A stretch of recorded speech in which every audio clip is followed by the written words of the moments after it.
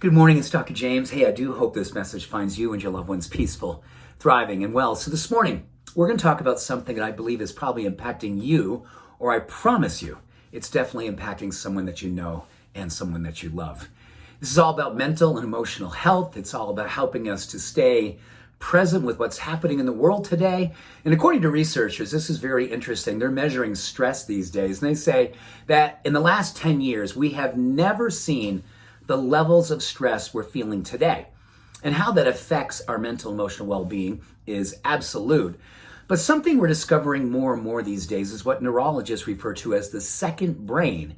And you're going to love this, because this second brain, when we work with it, when we feed it, when we support it, when we help to serve it up the things that it needs, oh my goodness, it can help us with depression, it can help us with negativity, it can help us with anger, it can help us with anxiety, it can help us with everything when it comes to our mental and emotional well-being.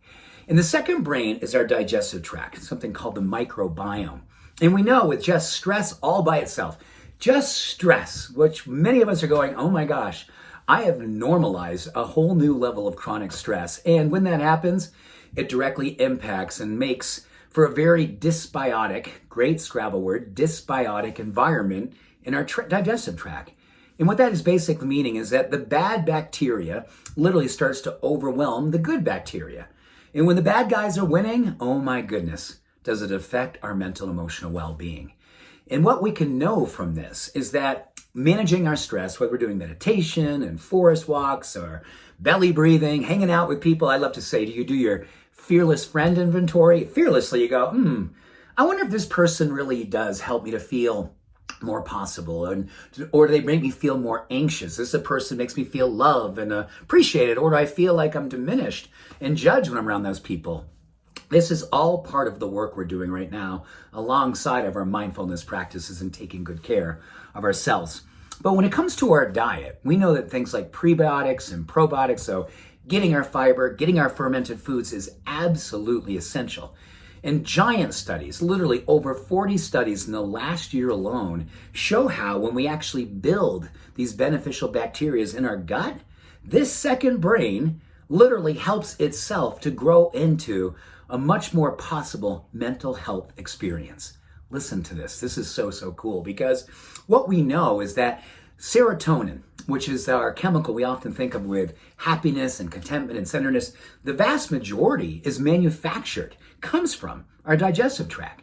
And when we have good beneficial bacteria in abundance, and it's actually a 2-to-1 or a 3-to-1 ratio over the bad bacteria, oh my gosh, this in and of itself will help us to manage our stress. This will give us more emotional resilience. This will give us a greater sense of compassion and acceptance of ourselves and others. And yes, it directly impacts the level of stress and its relationship to how it'll impact whether or not we experience depression or anxiety. This is an opportunity. And I know that something like today, when you look around the world, and it's so easy to feel like, oh my gosh, this doesn't make me feel like I want to take good care of myself. This doesn't make me feel like I want to be eating good, whole, natural foods, more and more plant-based foods, more and more of the things that I know are going to nourish this second brain. Well, think of this second brain as a spirit center.